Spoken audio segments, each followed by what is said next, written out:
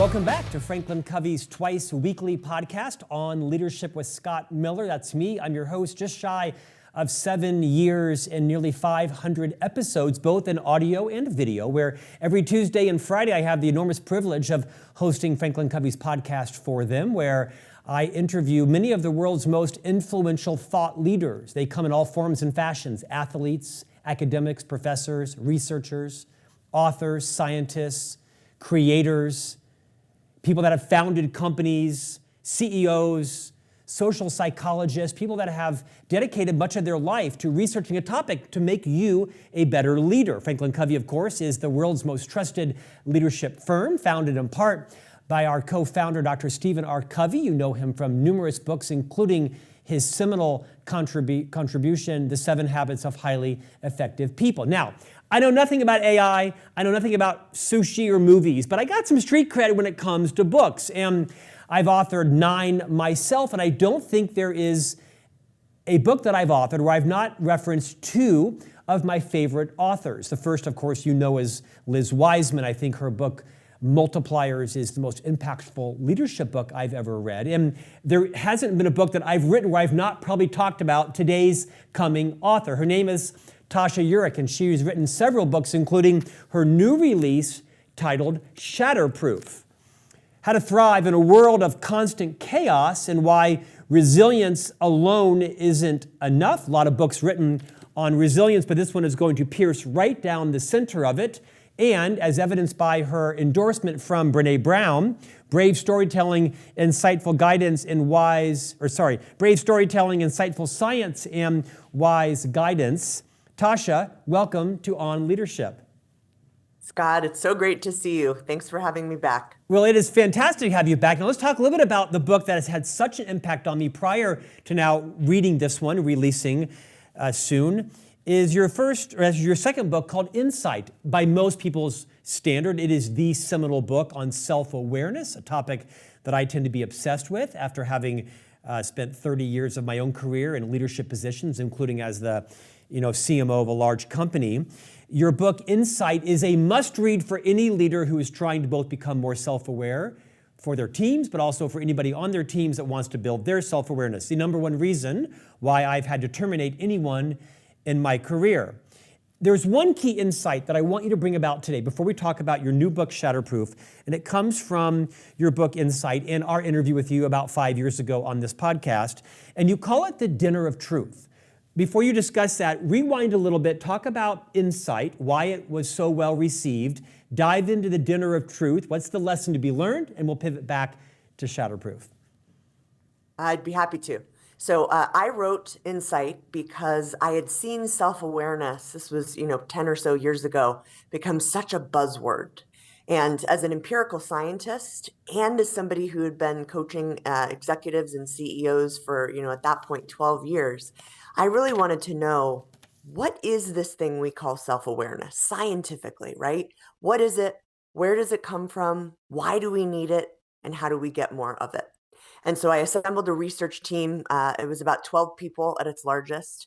And we read, I think, almost 1,000 empirical journal articles, so you don't have to.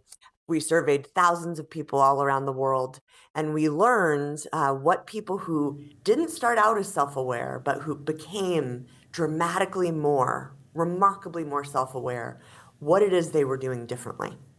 And the other thing I did is I sort of traveled the world and I tried to meet people who had, well-versed and well-supported tools and practices for improving our understanding of who we are and how we're seen. And so that brings us to the infamous dinner of truth.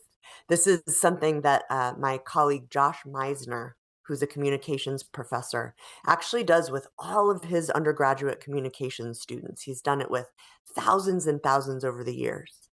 And the intention is to understand, for one of our most important relationships, what is it that we can do to show up just a little bit better in that relationship? And so here's how it works, just keeping it very simple, is you find someone that you want to improve your relationship with. You invite them to, coffee, an adult beverage, dinner, lunch. I call it the dinner of truth because I feel like that's frankly the best time of day to do it. And you ask them the following question: The question is, and I quote, "What do I do that is most annoying to you?"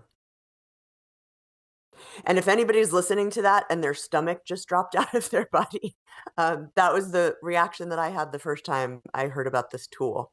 But I can say that after doing it multiple times myself, because I'd never suggest my readers or my clients do anything that I hadn't done multiple times, and hearing from, so many people around the world who have done this, it's obviously an insightful experience. But what I don't think, at least I accounted for, was how positive of an experience it would be, not just for sort of the dynamic, but for our relationship. And so, I guess we're starting with a really good quick hit tool to live a better life and to have better relationships. And that's been a really popular one. Tasha, thank you for indulging me, because I believe this book is seminal, not just the one that you've previously written, but your current one, Shatterproof. I loved one of the exercises from Insight where you talked about asking friends and family, what's one thing I do that annoys you? What's one thing I do that delights you? Maybe not your words exactly, but it's had a great impact on me. Thank you for letting us start there. Let's pivot now to Shatterproof. Your tagline is how to thrive in a world of constant change and why resilience alone isn't enough. Let's talk about first, what are the 3 myths of resilience? I'm going to pitch them to you and have you riff on them for a minute or two apiece if you don't mind. Myth number one, you say, is resilience helps us become better and stronger. The truth, in fact, though, is resilience helps us maintain or regain our baseline strength and well-being. Expand on that. Sure. And the context of this, by the way, was I was going through a health crisis that almost took my life, and was finding that suddenly, as someone that I thought was one of the more resilient people I knew, I felt like I was hitting some ceiling in my ability to cope. And I did what any nerdy scientist does, which is, of course, I launched a huge, a multi-sample study to figure out what was really going on with resilience and what do we need to do differently. So the myths that I uncovered came from reviewing almost 500 empirical articles on resilience, and especially the 1 or 200 most highly cited. And I was so surprised with these myths that I learned that the most well-regarded resilience researchers were saying, wait a minute, everybody, calm down. I know the popular understanding of, resilience practices like, optimism or gratitude or social support.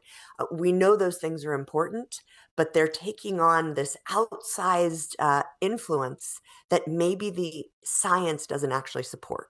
So that brings us to the first myth, which is, I think so many of us, myself included up until that point, believe that if you can just do those self-care practices, if you can just positively reframe things, if you can just do a little more yoga, right, that you'll be able to build a more beautiful life. But what I learned when I started delving into the depths of this research is that that's actually not what resilience promises. When you look at the earliest research up until now, again with the most highly regarded examiners of this topic, it allows us to regain or retain our previous functioning. And there's one study that really sticks out that I think says it all. They were looking at how folks in Italy were dealing with quarantine during COVID. And you know how they defined resilience? They did not define it as thriving or growing through the adversity they were facing. They simply defined it as the absence of anxiety and depression. And so that's the first piece, is we can't expect resilience to help us build a better life when it was only designed to help us keep our baseline or get back to our baseline. Tasha, myth number 2 you say is resilience is a choice. The truth is we can't always control our level of resilience. That spoke to me because, I've had a few storms in my life. No traumatic storms, but, professional storms here and there. And I'm often known as being the guy that's, that's remarkable at going through these storms. But you actually would argue that we can't always control our level of resilience. What does that mean? So what it means at a fundamental level is 2 things. Number one, When we try to improve our resilience, whether that's just something that we're going to take on as a development goal, right? I'm going to spend more time meditating, or I'm going to start a gratitude journal, anything sort of in that vein. The research shows that those practices can improve resilience, but only slightly, and not always. And so that means that instead of, for example, going from a 2 to a 10, we might, if we're really committed, go from a 2 to a 3 or maybe a 4. So this idea that we can sort of just will ourselves, we can strengthen this muscle and, all of a sudden we'll become world famous bodybuilders of resilience, just doesn't hold up with the science. The second thing this really shows is in the literature, there are these things called meta-analyses, which I know all of your nerdy listeners know about. If you don't know about it, it's basically a study of all of the studies that have been done. And one of them looked at over 45,000 data points. And here's what it found.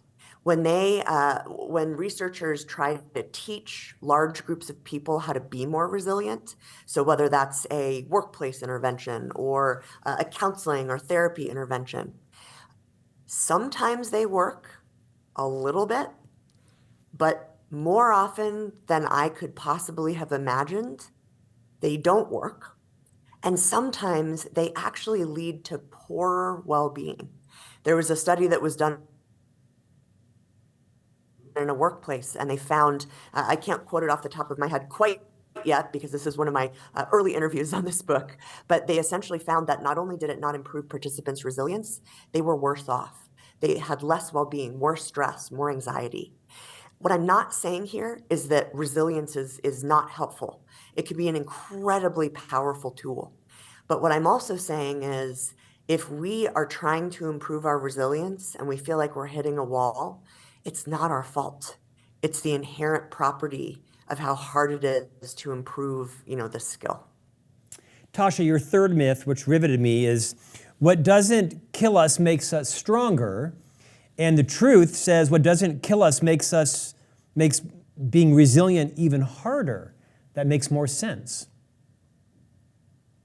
It does. And when we start thinking about it, we're like, oh yeah, if I have this sort of chronic compounding series of stressful events and I'm being as resilient as I possibly can, I'm probably not feeling more energized, right? With each trial that comes our way. I tell a very brief story in the book about Friedrich Nietzsche, the philosopher. And literally less than a few months to the day that he published a book with that famous aphorism, what doesn't kill us makes us stronger, he actually had a mental breakdown that hospitalized him, and he did not emerge for the rest of his life. And there's, of course, a lot of theories, if there are any Nietzsche historians, about, he had syphilis or, there's something physiological in addition to that. But I think it's such a profound illustration of something that we want to be true, but has been shown empirically to not always be the case. Because what happens is, well, the truth is scientifically, resilience is a limited resource. Resilience is a limited resource. It's not an infinite wellspring from which we can take, strength and coping. And so what happens is when we use it enough, just like gas in our car, when the gas tank starts to go empty, the car's eventually going to stop. It's going to putter out in the middle of the road. And I call that actually hitting our resilience ceiling. And I'm sure we can talk about that. But I think that's really important for us to all remember because it's so easy to do what I call grit gaslighting in those moments. And trust me, I was there in my health crisis. I thought, my God, what is wrong with me? But it's not a failure of us to practice resilience. It can be just an inherent limitation. The more we use it, the less we have. Well, let's go there next. Let's talk about the resilience ceiling, because one of my questions was going to be, so how do you refuel? How do you replenish your resilience reservoir for what's coming next? So let me give you your listeners and watchers a couple of clues that you might be headed towards that resilient ceiling, and then I'll come back to your Oh, I'm excellent so not question. going to like this part, but go ahead. You're not going to like this part? Okay, I know. Everyone just take a deep breath. I will tell you, I am close to mine right now for a variety of reasons. So we're all in this together.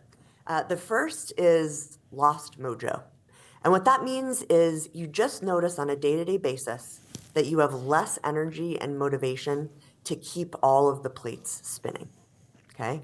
The second is that little things start to feel big. And what I mean by that is you're noticing, sometimes in like small isolated events or just in general, that you're getting unusually worked up over issues that wouldn't normally push you over the edge. And then probably, at least in my opinion, the biggest clue is that your top coping tools start failing. And that was what I experienced during my health crisis. I doubled down on my resilience, being the type A, sort of Tracy Flick from Election person that I am. I added a bunch of rows to a spreadsheet. I printed it out, going for a walk, doing yoga, meditating, writing in my gratitude journal, seeking social support. And I would not force myself, but I chose to check those off every day. And what I realized was it actually helped for a while. But after a while, it started feeling like piling on more than providing relief. And when I was, just as the last thing I'll say, when I was researching this chapter, I came across a great article from The Atlantic. And here's the title. Ready? When did self-care become so exhausting? I think that says it all, right? So those are the clues. In terms of what to do, the simplest answer, and the answer that I feel most passionate about as a scientist and as a human, is that we need to start when we're running out of resilience. We can't keep banging our head against a wall of something that's not working. We need to introduce and learn a second skill set that is going to supplement resilience and actually even increase it. And that's what being shatterproof is about. But in general, a couple of other do's and don'ts. One is I think we need to start looking at resilience not as a long-term sort of end-all be-all entire toolbox of coping with adversity. We should start looking at it as a short-term tool for sudden or out of control situations. But again, not something we're going to use, for every single challenge that comes our way. Another thing I think we should do is try to conserve our resilience resources. Set boundaries. Find things that you don't have to cope through, right? There's a lot of stuff we do have to cope through, but I think, at least for me, I've been surprised at when I set boundaries, how much more of that resilience reserve I can preserve. And then in terms of don'ts, don't make resilience your singular coping strategy. And definitely don't, when you are brushing against that ceiling, do not resiliently keep pushing through. That's a time to pull back. It's a time as much as you can to renegotiate your commitments. It's a time, frankly, to rest, get more sleep, give yourself the chance to replenish those reserves. So that would be my very long answer that I hope is helpful in some way. Very. How does someone know when they're approaching or getting ready to hit their resilience ceiling? We've interviewed a lot of people in the last couple of months about our epigenetics and our origin stories and how our emotional and physical health is tied to our mental health. And we just interviewed a Nobel Prize winner that talked about his own stress, and he thought he had an environmental toxin, and in fact it was his own stress level in the hospital. How does someone know, yikes, I'm close, I gotta back down and back off? So I'd start with those clues, right? We have the clues, but to get even more precise, there's two things I'd suggest. So in my book, Shatterproof, there's actually an appendix that you can fill out a self-assessment both for your early childhood events and then your current life as you're experiencing it, to understand what your resilience risks are. Because the cruel fact of sort of coping with adversity is that the people who need resilience most can struggle with it most, because they don't have the same level of resources as everybody else. For example, I talk about this in the book, I have a chronic illness and disability. It's invisible, but it affects my life every day. And I wish that I could be more like a quote unquote normal person. But the fact that I experience that every day makes my resilience risk higher. So that's something that I think it's good for us to know. It's the truth will set us free, as our friend Alan Mulally says, and that's the first step. The other thing is, if you're listening to this after April 1st, there is a free 5-minute resilient ceiling quiz that we're releasing as part of the book, just as a kind of let's try to all cope better and build a more beautiful life goal. And you can find that at resilience/ceiling. No, sorry. You might have to edit this, Scott. ResilienceCeilingQuiz.com. Or if that's not the actual answer, let me say this again. You can find it at Shatterproof-book.com. Tasha, you've mentioned your own health challenges several times, and you write about it in the book as well. And although no one needs to know the exact specifics of it, how has your life changed as a result of writing this book and doing the research about the research? How has it changed you, not as a survivor, but as someone who is managing through a pretty debilitative health challenge? Yeah, I like to see myself as a shatterproof warrior. I don't like the word survivor because it implies, let's just get back to where we were. Thank you for that question. First of all, I am literally an open book. I talk about this very openly in Shatterproof. I've had health problems my whole life, mysterious problems that nobody could diagnose. People would say things to me in my 30s, like no one your age can be in that much pain.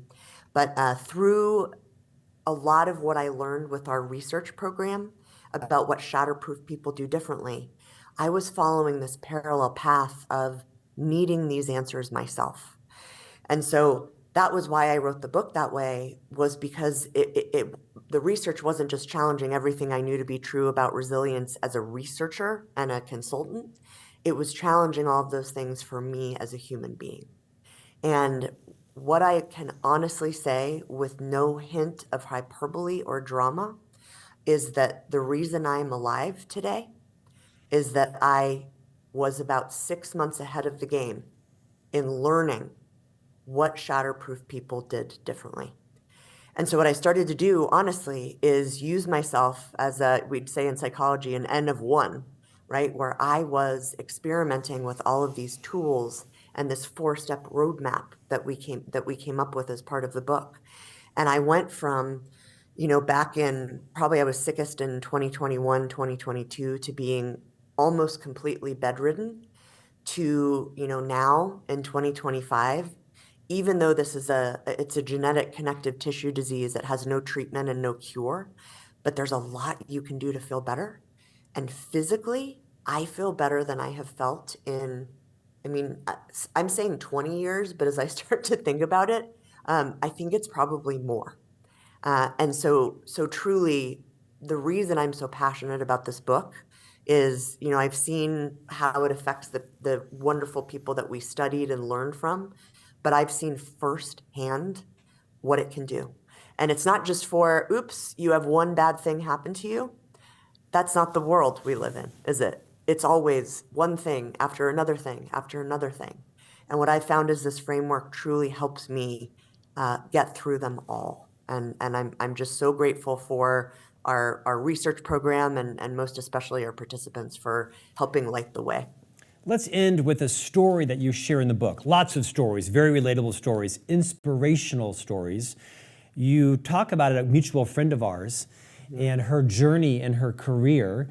I'm going to let you tell the story, introduce her, and then maybe after you tell the story, tease out what you'd like for us to learn from it. So Nabila El-Sayed is an inspirational superstar.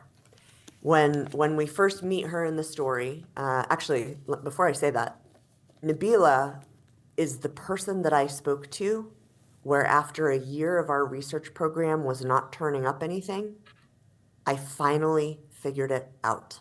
So there's really no way to sort of undersell what I think we can all learn from her.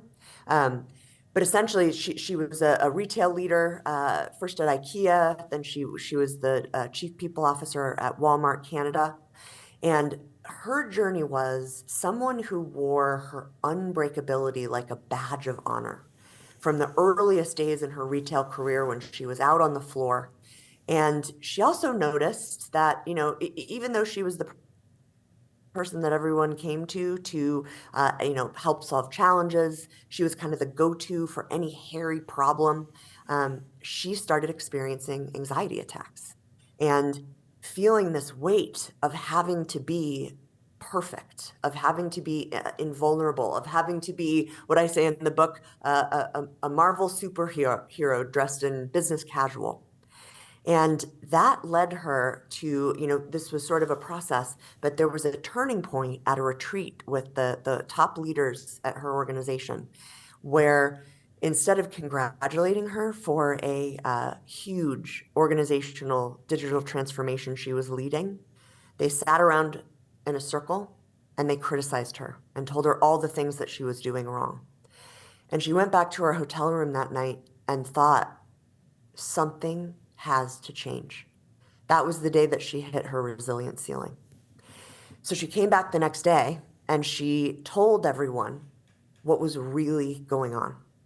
It was basically her inner monologue. And she said, the pain that this has caused me when I'm a 12-year associate is indescribable. My marriage is in trouble. I'm not sure it's going to survive. I don't know how much of that is related to this. I've had to seek therapy to get through what I am experiencing and the stress of this. And I need your help. And I don't know what to do. And after the meeting, person after person after person came up to her and told her that, guess what? They too, as senior executives of this huge company, were not okay. And that led her, and it's too sort of nuanced and interesting to go through all of the details, but the process was learning to break through that self-limiting belief and the self-limiting behaviors around it, that she had to be perfect, that she could never break, that she could never struggle, and that she had to hide it from everyone. And she actually eventually ended up taking a new job at Walmart Canada, as I mentioned. And when she was on the plane flying there, she was putting together it was a speech to address, the 90,000 associates that she was going to be overseeing. And she kept writing the same two words over and over. And the words were, stop pretending, stop pretending, stop pretending. And that was the beginning of her Shatterproof journey. And what she has done since then is incredible. She was promoted to be the second female COO in the history of, I believe, Walmart Canada, if not Walmart. She got remarried and had another child at age 40. She went through a global pandemic, working at a retailer where people needed to, buy these essentials. And she said two things. Number one, I haven't had a single anxiety attack since I made this transformation.